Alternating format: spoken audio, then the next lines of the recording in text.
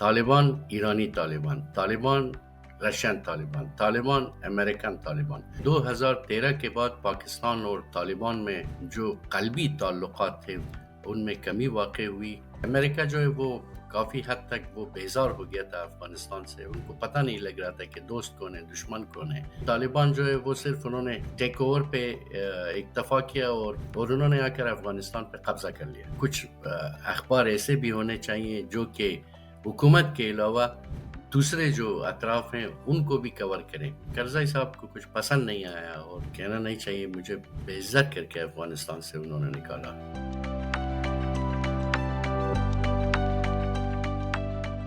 السلام علیکم. Programme beyond with بہجت Jilani حاضر خدمت. ناظرین کو ایک بات بتاتی چلو. جیسا کہ آپ جانتے ہیں ہم نے جب پروگرام شروع کیا تو اپنے تعارف کراتے ہوئے میں نے آپ سے بتایا تھا اپنا تعارف کراتے ہوئے کہ ان 4 دہائیوں پر تقریباً 4 دہائیوں پر مشتمل اپنے اس کیریئر میں نے ریڈیو اور ٹیلی ویژن کے علاوہ کچھ نہیں کیا. ریڈیو پاکستان سے شروع ہونے والا یہ سفر مختلف جہتوں سے ہوتا ہوا وائس آف امریکہ پر آ کر رکا. اس میں وائس آف جرمنی سے کچھ ٹریننگ شامل تھی. این ایچ کے ساتھ ڈیپوٹیشن پر 5 سال شامل تھے. وینکوور کینیڈا میں ریڈیو اور ٹیلی ویژن کا ساتھ رہا تھا اور پھر وائس آف امریکہ میں 23 سال گزارے میرے. تو ان 23 سالوں کے دوران میرے بہت سارے ناظرین نے حالات حاضرہ پر مختلف پروگرام میرے ساتھ دیکھے اور سنے، کیونکہ بہت دفعہ یہ بھی ہوا کہ ہم نے آن کیمرہ بھی آپ کے ساتھ پروگرام پیش کیے. آج سے ہم یہ سوچ رہے ہیں کہ بین الاقوامی امور جو ہیں، انٹرنیشنل افیئرس ہیں یا پاکستان کے بارے میں جو تازہ ترین صورتحال ہوتی ہے، ہم اسی پروگرام میں بیانڈ ود بہجت کے ساتھ ان موضوعات پر بھی ضرور کبھی نہ کبھی بات کریں گے اور دیکھیں گے کہ جن موضوعات پر آپ سننا چاہتے ہیں ان پر ہم ماہرین سے بات کرتے رہیں اور وہ بھی آپ تک پہنچاتے رہیں. تو آج بھی ہمارے پروگرام میں ایک ایسی شخصیت موجود ہے جنہوں نے افغانستان کی صحافت، سیاست اور تجزیہ کاری نگاری میں ایک بڑا نمایاں ان کا مقام ہے. تعارف میں آپ کو کراتی ہوں. آپ میرے پروگراموں میں ان کو بہت سارا دیکھ چکے ہیں اور ڈاکٹر یاسا سے بات کرنے کی وجہ آپ سمجھ ہی گئے ہوں گے. پاکستان افغانستان کے درمیان حالیہ جو کشیدگی ہوئی اور اس کے بعد ان کی ترکیہ اور قطر کے حوالے سے جو صلح کی کوشش ہوئی اس کی بات بھی ہم کرتے ہیں. اسی وجہ سے ڈاکٹر یاسا ہمارے ساتھ ہیں. ڈاکٹر حسین یاسا، السلام علیکم. السلام علیکم گیلانی صاحبہ. امید کرتا ہوں کہ آپ انشاءاللہ اور آپ کی ساری ٹیم، سارے دیکھنے والے ٹھیک ہوں گے انشاءاللہ. بہت بہت شکریہ. بہت زمانے کے بعد میں یہی اپنے سننے والوں اور دیکھنے والوں کو بتا رہی تھی کہ بہت دنوں کے بعد آپ وہ لوگ پھر ہمارے ساتھ، میرے پرانے تجزیہ کار جو میرے بہت آپ لوگوں جیسے مہربان تجزیہ کار ہمارے ساتھ رہے ہیں، ان کو پروگرام میں ہم گاہے گاہے شامل کیا کریں گے. تو آج جیسا کہ آپ جانتے ہیں افغانستان پاکستان تعلقات کے بارے میں آپ کی اور میری بہت بات چیت ہمیشہ لوگ سنتے رہے اور آج بھی وہی معاملہ زیر بحث رہے گا کہ پاکستان اور افغانستان، سب لوگ جانتے ہیں پاکستان اور افغانستان کے درمیان حالیہ دنوں میں کافی کشیدگی جاری رہی. دونوں طرف سے حملے بھی کیے جاتے رہے. ہلاکتوں کا بھی کی تصدیق بھی کی گئی اور اس کے بارے میں بات بھی کی گئی. بہت ساری چیزیں ایسی ہوتی ہیں جن کو مبینہ طور پر کہا جا سکتا ہے، ان کی جب تک تصدیق نہ ہو جائے. تو اس وقت ہم یہی بات کریں گے. اب ساری باتیں پیچھے کی تو پیچھے رہ گئیں. تازہ ترین بات یہ ہے کہ ابھی ترکیہ اور قطر کی ثالثی میں ایک عارضی جو جنگ بندی ہے اس کا معاہدہ ہو گیا پاکستان اور افغانستان کے درمیان، اور دونوں ملکوں کے لیڈروں نے اس بات کی تصدیق بھی کی ہے کہ ایسا معاہدہ ہوا ہے. تو مجھے ڈاکٹر حسین یاسا آپ سے سوال میرا یہ ہے کہ کیا واقعتاً یہ کوئی دیر پا امن کی طرف قدم ہے یا پھر یہ وقتی سفارتی دباؤ کا نتیجہ ہے؟ بسم اللہ الرحمن الرحیم. سوال آپ کا بہت زیادہ جالب ہے، انٹرسٹنگ ہے. اور چونکہ اس گفتگو کے درمیان شاید ہو سکتا ہے کہ مختلف زاویوں سے ہم اور آپ جو ہے اس کو مزید تجزیہ کریں. لیکن فعلاً جو ہے میرا خیال ہے کہ ترکیہ، قطر اور کچھ دوسرے دوست ممالک جو کہ جن کے اچھے تعلقات ہیں افغانستان اور پاکستان کے ساتھ، ان کے دباؤ کے نتیجے میں یہ ایگریمنٹ ہوا ہے پاکستان اور طالبان کے درمیان. تو فی الحال جو ہے امید کی جا سکتی ہے کہ اس کے اچھے نتائج برآمد ہو. یہ ایک ایکچولی دوسرا راؤنڈ ابھی استنبول میں ہونا ہے 25 تاریخ کو. دیکھتے ہیں کہ اس کے کیا نتائج برآمد ہوتے ہیں. لیکن میں جس اینگل سے میں طالبان کو دیکھتا ہوں وہ ایک شرارت پیشہ گروپ ہے. اللہ جانے کہ اس کا نتیجہ مثبت ہوگا بھی یا نہیں، صرف امید کی جا سکتی ہے. ایک زمانہ یہ تھا کہ سمجھا جاتا تھا کہ پاکستان اور طالبان کے درمیان ایک اچھا ایک کمیونیکیشن کی صورت بنتی ہے، رابطہ کاری کی صورت بنتی ہے. لیکن ہم نے دیکھا کہ جیسے ہی افغانستان میں طالبان کی حکومت آئی، یہ صورتحال اس طرح سے سامنے نہیں آئی جیسے کہ آنا چاہیے تھی. تو کیونکہ پاکستان میں پر یہ الزام لگایا جاتا ہے کہ وہ طالبان کی حمایت کرتے ہیں، جبکہ پاکستان افغانستان کی سرزمین سے دہشت گردی ہونے کا الزام لگاتا ہے. آپ اس کشیدگی کو کیسے دیکھتے ہیں؟ کیا وجہ ہے؟ کیا صورت آپ دیکھتے ہیں؟ کیا واقعی طالبان اور پاکستان کے درمیان کچھ اچھے تعلقات کبھی رہے ہیں یا نہیں رہے، یا اس کا پس منظر کیا ہے؟ جی جی، اس میں کوئی شک نہیں ہے کہ پاکستان اور طالبان کے درمیان اچھے تعلقات رہے ہیں. لیکن اس کو جو ہے مختلف، اس کو ایکچولی زمان و مکان کی محدودیت کے ساتھ اس کو تجزیہ کرنا چاہیے اس مسئلے کو. میرا خیال ہے کہ 2013 کے بعد پاکستان اور طالبان میں جو قلبی تعلقات تھے وہ آہستہ آہستہ ان میں کمی واقع ہوئی. اور اس کے بعد جو ہے وہ طالبان جو ہے اس کو بجائے اس کے کہ آپ یہ کہیں کہ وہ پاکستان ایک گروپ ہے جو پاکستان اس کو پروگزی کے طور پر استعمال کرتا ہے، اس کے بعد اس کی کلاسیفیکیشن شروع ہو گئی. طالبان ایرانی طالبان، طالبان رشین طالبان، طالبان امریکن طالبان. اس کے بعد جو ہے میرے خیال سے 2013 کے بعد وہ جو classical traditional type of approach ہوتا تھا طالبان کے بارے میں، وہ میں اس کو درست نہیں سمجھتا. میں یہ سمجھتا ہوں کہ ہو سکتا ہے کہ پاکستان کے دیرینہ تعلقات ہوں کچھ فیکشنز کے ساتھ طالبان میں، لیکن طالبان جو ہے وہ پاکستان کے کنٹرول میں 2013 کے بعد آہستہ آہستہ وہ نکل گئے اور پاکستان کے کنٹرول میں نہیں ہیں. اب ہم نے دیکھا، جیسے آپ نے بھی ذکر کیا بہت سارے مختلف ملکوں کا، ایران ہے، چین ہے، روس ہے، بھارت ہے. یہ افغانستان میں ان کا اپنا اپنا کردار ہے. یہ کس طرح سے آپ اس ساری چیز کو دیکھتے ہیں؟ تو گرچہ پیچیدہ سا سوال ہے، لیکن یہ ہے کہ جو ممالک جن کے طالبان کے ساتھ اچھے تعلق ہیں وہ عموماً وہ ممالک ہیں جو افغانستان کے اطراف میں ان کی موقعیت ہے. ایران، رشیا، چائنا، یہ سارے ممالک ایسے ہیں کہ جن کو بہت سی امیدیں تھیں طالبان کے آنے کے ساتھ، چونکہ وہ ان کا دعویٰ یہ تھا کہ ہم امریکہ کو شکست دے کر آ رہے ہیں. تو ان سے اچھے تعلقات ہوں تو ہو سکتا ہے کہ اب افغانستان ایک ایسا مملکت ہو جو ریجن کے ساتھ وابستہ ہو بجائے اس کے کہ امریکہ کے ساتھ. لیکن طالبان نے 3-4 سال بڑا زگ زیگ گیم کیا انہوں نے دونوں ایسٹ اور ویسٹ کے درمیان.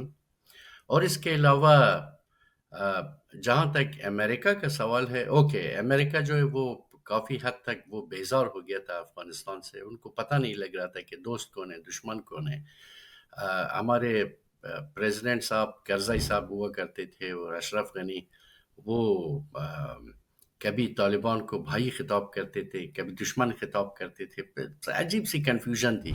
امریکن کو کہا گیا تھا کہ آپ افغانستان کی سوورینٹی کا لحاظ کریں، آپ جو ہے وہ رات کو آپریشن نہ کریں، کسی کو جو ہے وہ اریسٹ نہ کریں اور ایریل پاور یوز نہ کریں. تو اس طرح وہ طالبان ایک نیچرل سی بات ہے، آپ اپنے دشمن کو جو ہے وہ کیسے جو ہے وہ آپ زیر کریں گے جب آپ اپنے سارے دفاعی اداروں کا ہاتھ پیر باندھ کے رکھیں گے اور اپنے انٹرنیشنل الائز کو بھی محدود کریں گے. تو اس کا نتیجہ یہ نکلا کہ وہ بھی بیزار ہو گئے اور انہوں نے ڈیڈ لائن تعین کی کہ ہم جا رہے ہیں. اور پھر اس کے بعد انہوں نے آبرومندانہ طور پر کوشش کی کہ افغانستان سے بیرون جائیں، باہر جائیں. تو انہوں نے پھر وہ 2020 سے شروع کیا تھا انہوں نے دوحہ پروسیس، کہ اس کے نتیجے میں بالآخرہ 3-4 چیزیں امپورٹنٹ تھیں، لیکن طالبان جو ہے وہ صرف انہوں نے ٹیک اوور پہ اکتفا کیا اور کسی چیز کے وہ دوبارہ پابند نہیں رہے، اور انہوں نے آ کر افغانستان پہ قبضہ کر لیا۔ اب سوال یہ ہے کہ ان سارے ممالک کو جو افغانستان کے اطراف میں ہیں، اور یونائٹڈ اسٹیٹس کو کیا ملے گا اس سے، یعنی اس کے نتائج کیا ہوں گے؟ میرا خیال یہ ہے کہ جب میں طالبان کے اسٹرکچر کو دیکھتا ہوں، ان کے آئیڈیولوجیکل وابستگی کو دیکھتا ہوں، تو میرا خیال ہے کہ طالبان وہ گروپ ہے جو کامن لینگویج کسی کے ساتھ وہ کبھی بھی پیدا نہیں کر سکتے ہیں۔ وہ اپنے لوگوں کے ساتھ حالت جنگ میں ہیں، ریجن کے ساتھ، ہمسایوں کے ساتھ حالت جنگ میں ہیں، اور وہ دنیا کے ساتھ حالت جنگ میں ہیں۔ اب آپ دیکھیں، ہر صورت آپ سوورن کنٹری ہیں، لیکن دنیا کے بھی کچھ اصول ہیں، جیسا کہ خواتین کے حقوق ہیں۔ آپ ایسا نہیں کر سکتے کہ آدھی آبادی کو جو ہے وہ صرف کچن تک محدود رکھیں، اور آپ ان کو صرف یوز کریں، ایک کہنا نہیں چاہیے، لیکن آپ ان کو صرف بچہ پیدا کرنے والی مشین کے طور پر یوز کریں۔ ایسا نہیں ہو سکتا۔ خواتین ہماری آبادی کا، ساری دنیا کی آبادی کا آدھا حصہ ہے، اور آپ جو ہیں ان کو مکمل طور پر پیرالائز کر رہے ہیں، اور ان کو اجازت نہیں دے رہے ہیں کہ وہ جو ہے کسی بھی طرح کی سماجی، سیاسی اور اقتصادی کاموں میں اپنا رول ادا کریں۔ تو اس کا مطلب یہ، اور بھی بہت سی ساری باتیں ہیں۔ ان کو زبان کا مسئلہ ہے بہت سے لوگوں سے، ان کو جو ہے قبیلئی مسئلہ ہے، اور لوگوں کے زمینوں کو وہ جو ہے طاقت کے طور پہ غصب کر رہے ہیں۔ اس طرح کی بہت ساری باتیں، یعنی طالبان وہ اینٹیٹی ہے، نہ ان کے اندر کوئی ہم آہنگی ہے، نہ ان کے اندر اور افغانستان کے عوام اور جو ڈائیورس سوسائٹی ہے ان کے درمیان کوئی ہم آہنگی ہے، اور نہ ریجن اور دنیا کے درمیان۔ ڈاکٹر جاسر صاحب، یہاں پہ ایک بات ہم پہلے بھی بہت دفعہ کرتے آئے اپنے ان پروگراموں میں، کہ جہاں پر بھی قبائلی سٹرکچر ہوتا ہے، ظاہر ہے کہ وہاں پر بہت سارے اختلافات، اندرونی اختلافات بھی دیکھنے میں آتے ہیں، کیونکہ بہت سارے قبائل آپس میں ایک دوسرے کے ساتھ اتفاق رائے نہیں رکھتے، اس کی وجہ سے بھی بہت سارے مسائل ہوتے ہیں۔ کیا آپ سمجھتے ہیں کہ کبھی ایسا ہوگا کہ طالبان کو اس صورتحال کی سمجھ آ جائے، اور وہ چاہیں کہ دنیا میں عالمی سطح پر ان کو ایز اے نیشن تسلیم کیا جائے، ان کے لیے بھی اسی طرح سے ان کی کو حیثیت دی جائے جیسے کہ باقی ملکوں کو دی جاتی ہے، جن کو کہ تسلیم کر لیا جاتا ہے؟ ایسا کرنے کے لیے آپ دیکھتے ہیں کہ وہ ان کا کوئی رجحان اس طرف ہے؟ افسوس کے ساتھ کہنا پڑتا ہے کہ وہ اس دنیا میں ہی نہیں ہے۔ ان کا جو اپنا، میں نے جیسے عرض کیا، آئیڈیولوجیکل اسٹرکچر ہے، ان کے 3 مین انسٹیٹیوشنز ہیں۔ وہ جو بیت ہے ان کے رہبر کا، اور وہ جو دوسرا ان کا جو جوڈیشری سسٹم ہے، اور اس کے علاوہ وہ ان کی ایک وزارت ہے، امر بالمعروف و نہی عن المنکر۔ یہ 3 ادارے ایسے ہیں جو کہ افغانستان کو کبھی بھی انٹیگریٹ کرنے نہیں دیں گے دنیا کے ساتھ، ریجن کے ساتھ، اور ایون اپنے لوگوں کے ساتھ۔ تو اس کا مطلب یہ ہے کہ وہ اپنی دنیا میں جی رہے ہیں، ایک ایسی دنیا میں جس کو آپ قرون وسطیٰ کہہ سکتے ہیں۔ وہ ایسا لگتا ہے کہ وہ آمادہ ہی نہیں ہے ذہنی طور پر، اور آئیڈیولوجیکلی اور پولیٹیکلی، کہ وہ دنیا کے ساتھ انٹیگریٹ کر سکیں۔ کسی حتیٰ طرح کر سکتے؟ جو اسلامی ممالک ان کے آس پاس ہیں ان کے ساتھ بھی انٹیگریٹ نہیں کر سکتے۔ کیا کبھی ممکن ہے کہ پاکستان اور افغانستان میں طالبان کی حکومت کے درمیان کسی طرح کی اعتماد کی فضا بحال ہو سکے؟ پھر بھی افسوس کے ساتھ کہنا پڑ رہا ہے کہ ایسا کبھی نہیں ہوگا۔ دیکھیے، اگر افغانستان اور پاکستان کے درمیان، افغانستان یعنی طالبان کے کنٹرول میں افغانستان، اگر ان کے درمیان بارڈر ایشوز پہ کچھ ایشوز ہو تو وہ دونوں طرف مل کے بیٹھ کے اس کو سلجھا سکتے ہیں۔ ہو سکتا ہے کہ افغانستان کو کچھ مور کریڈٹ دیں، یا پاکستان کچھ اور کریڈٹ لے کے اس مسئلے کو سیٹل کر لیں۔ اگر کوئی دوسرا اقتصادی مسئلہ ہو تو اس کو بھی آپ بیٹھ کے حل سکتے ہیں۔ آپ کے جو بیسک مفاہیم، کانسیپٹ ہیں، ان میں بڑا مشکل ہے۔ اب وہ جو طالبان کی حکومت ہے، وہ ٹیریٹوریل انٹیگریٹی اور سوورنٹی کے یا اس کے علاوہ دوسرے جو مروج اصطلاحات ہیں جیسے جہاد، ٹیررزم، ان میں اور پاکستان میں بہت فرق ہے. جیسے ٹی ٹی پی ہے، جیسے بی ایل اے ہے، جیسے بہت سارے دوسرے ٹیررسٹ ریکگنائز ٹیررسٹ گروپ ہیں جو افغانستان میں ہیں، وہ ان کو ٹیررسٹ نہیں سمجھتے، ان کو جہادی سمجھتے ہیں. آپ ان کو ٹیررسٹ کہتے ہیں پاکستان کی طرف سے. آپ جو ہے کہتے ہیں کہ یہ جو انٹرنیشنل بارڈر ہے اس کا احترام کیا جائے جو کہ ریکگنائزڈ ہے انٹرنیشنلی. وہ کہتے ہیں کہ نہیں، ہم اس کو، جیسے آپ نے دیکھا کہ وہ جو دوحہ کے بعد بھی ملا یعقوب صاحب اور کئی دوسرے لوگوں نے جو ہے بڑا اعتراض اٹھایا کہ آپ نے پاکستان اور افغانستان کے درمیان جو خط کھینچی ہوئی اس کے لیے بارڈر کا ورڈ کیوں یوز کیا ہے؟ ہم اس بارڈر کو نہیں مانتے. تو وہ جو ہے اب آپ ایسے گروپ کے ساتھ جن کے بیسک مفاہیم، کانسیپٹ انٹرنیشنلی، ریجنلی آپ سے بہت زیادہ مختلف ہوں، آپ ان سے کس زبان میں بات کریں گے؟ آپ ان سے اردو میں، فارسی میں، انگلش میں، پشتو میں بات کر سکتے ہیں، لیکن وہ اگر کسی دوسرے زبان میں بات کرنا شروع کر دے آپ سے، تو آپ ان سے کیسے بات کریں گے؟ تو یہ ایک ایسا گروپ ہے جو افغانستان کے لوگوں کے لیے بلا ہے، جو ریجن کے لوگوں کے لیے بلا ہے. اور یہ جو ہے صرف اور صرف دشمنی افغانستان کے اندر، افغانستان کے ہمسایوں کے ساتھ، یہ تو جائیں گے، لیکن وہ جو دشمنی کا بیج بوئیں گے ان کو پھر کاؤنٹر کرنے میں کافی ٹائم لگے گا. کافی ٹائم لگ جائے گا.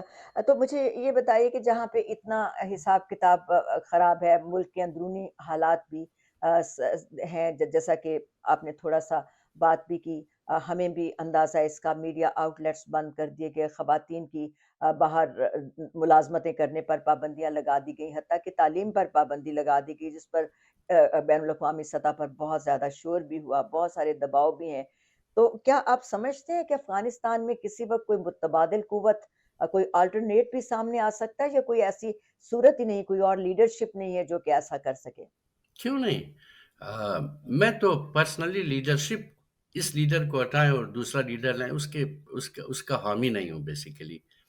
ایکچولی افغانستان کو ایک بیلنسڈ پولیٹیکل سسٹم کی ضرورت ہے جس میں افغانستان میں بسنے والے سارے لوگ، اب آپ ان کے جو وابستگی ہے کلچرلی، ایتھنیکلی اور لنگولی اور دوسرے وابستگی ہیں، ان سے فارغ ہو کر، ان سے بڑھ کر ایک ایسا سسٹم ہونا چاہیے افغانستان میں جو افغانستان کے سارے بسنے والوں کے حقوق کی ضمانت کرے. افغانستان کو کسی لیڈر کی ضرورت نہیں ہے، افغانستان کو ایک اچھے پولیٹیکل سسٹم کی ضرورت ہے. میرا خیال ہے کہ کوئی لیڈر ہے بھی نہیں ہے افغانستان میں، اور افغانستان سے باہر جو لوگوں کو ایک چھت کے نیچے جمع کر سکے. تو بہترین راستہ یہی ہے کہ ایک اچھے پولیٹیکل سسٹم کے ذریعے سب لوگوں کو جمع کیا جائے. پولیٹیکل سسٹم خود ایک اچھا کانسٹیٹیوشن لوگوں کی، ان کے حقوق کی ضمانت کرے. ورنہ جو ہے اس طرح کبھی پشتون، کبھی تاجک، کبھی ہزارہ، کبھی ازبیک، اس طرح کا جو سسٹم جو ایتھنیکلی بیسٹ ہوتا ہے وہ زیادہ آئیڈیل سسٹم نہیں ہوتا. یہ تو بات ہوئی آپ کے بارے میں. تھوڑی سی بات اب آپ کے بارے میں بھی ہم کر لیں. آپ کا صحافت کے ساتھ بڑا گہرا تعلق رہا افغانستان میں. آؤٹ لک افغانستان جیسے معروف انگریزی اخبار کی آپ نے بنیاد رکھی تھی. آپ لکھتے بھی رہے، آپ نے اپنے تجزیہ بھی کرتے رہے، اپنی آواز، افغان عوام کی آواز آپ نے بین الاقوامی سطح پر، انٹرنیشنل سطح پر بھی پہنچائی. لیکن جس وقت آپ نے یہ کام کیا شروع، جب آپ نے میڈیا، یہ آؤٹ لک افغانستان اور دیگر اخبارات کو شروع کیا، تو اس وقت کیا ماحول تھا افغانستان میں میڈیا کے بارے میں؟ اس وقت یہ ماحول تھا کہ حکومت کی طرف سے 7 اخبار ڈیلی چھپ رہے تھے، جی. جو میرے خیال سے یونائٹڈ اسٹیٹس اور بہت سارے دوسرے یورپی ممالک جو اتنے سارے بڑے بڑے ریسورسز کے مالک ہیں، کوئی بھی حکومت جو ہے 7 اخبار ایک دن میں نہیں چھاپتا، جو وہ سارے جو ہے وہ ان کے کانٹینٹس ایک ہوتے تھے.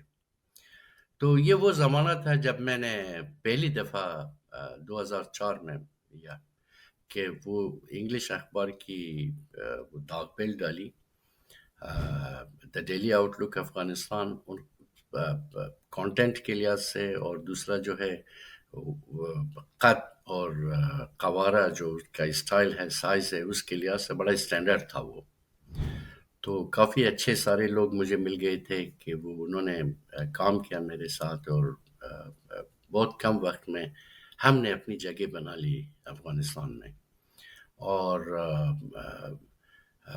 اچھا تھا، اچھے چل رہے تھے، لیکن ہمارا ٹون ذرا وہ حکومتی ٹون نہیں تھا، کیونکہ ہم منتقد تھے حکومت کے بعض پالیسیوں پر.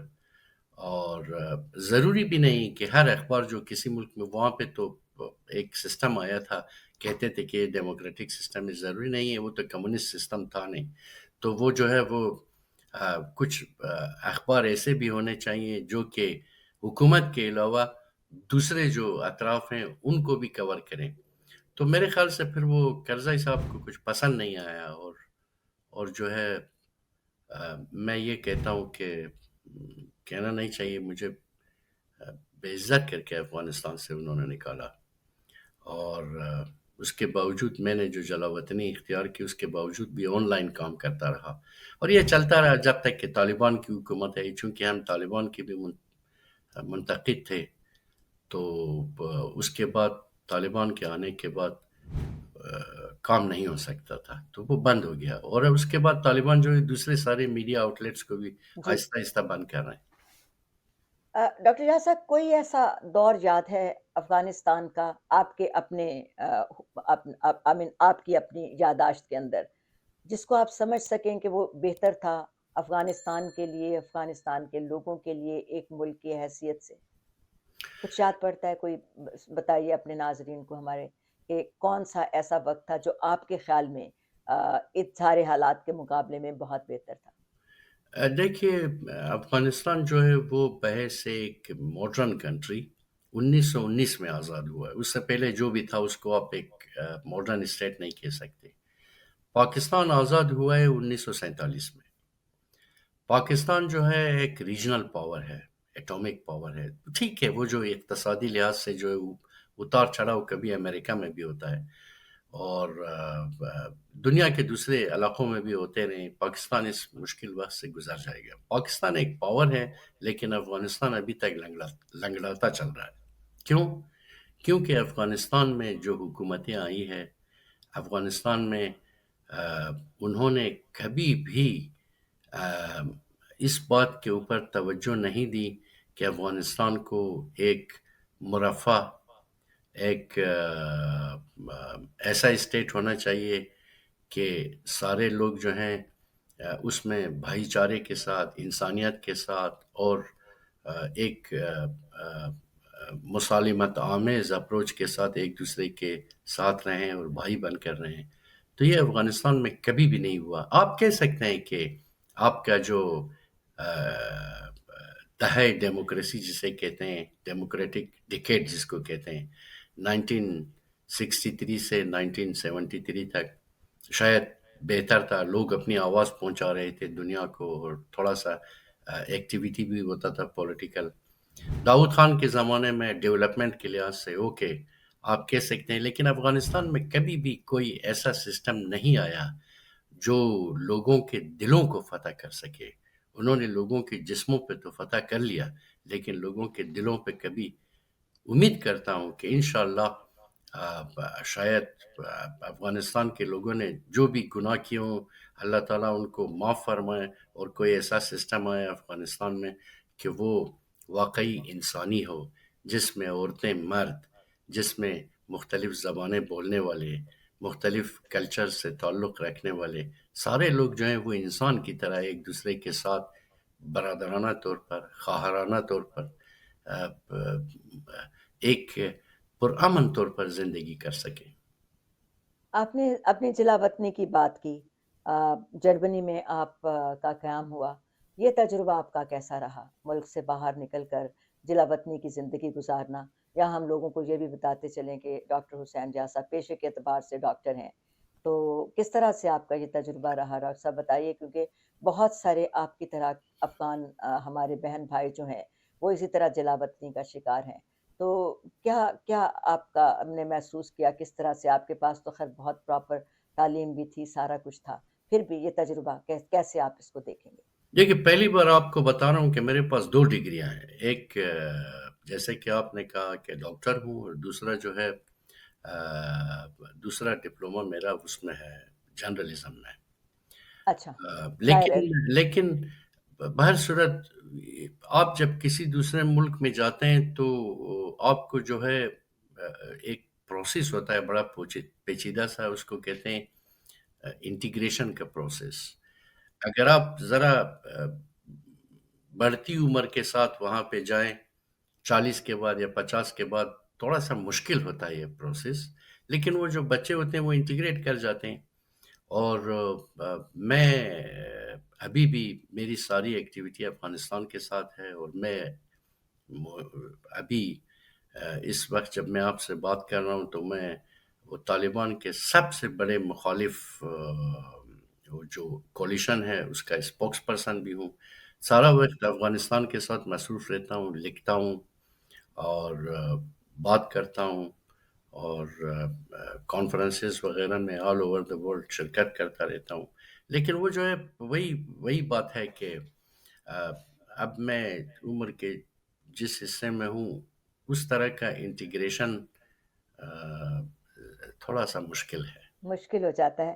تو کیا آپ محسوس کرتے ہیں کہ بیرون ملک بیٹھ کر، جیسا کہ آپ کوشش بھی کر رہے ہیں اور آپ بتا رہے ہیں کہ اسپوکس پرسن بھی ہیں، آپ کیا سمجھتے ہیں کہ کوئی مؤثر کردار ادا کیا جا سکتا ہے افغانستان کی بہتری کے لیے، افغانستان کے لیے بحیثیت ایک قوم کی؟ کیوں نہیں؟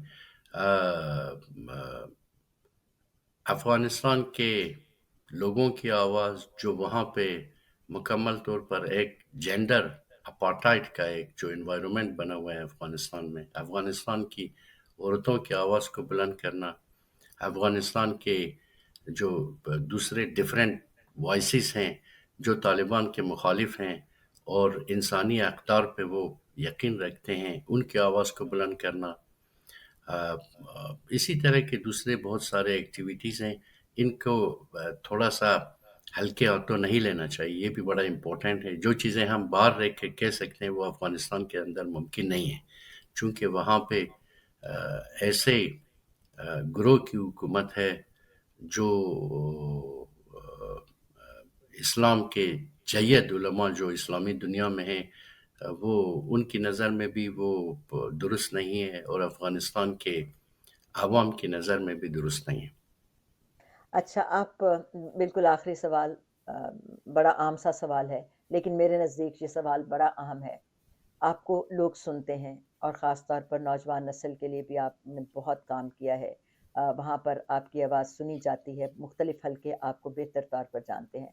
آج کے افغان نوجوان کے لیے آپ، افغانی نوجوان کے لیے، جو ہے سوری افغانی نہیں، افغان نوجوان کے لیے آپ کیا پیغام دینا چاہیں گے؟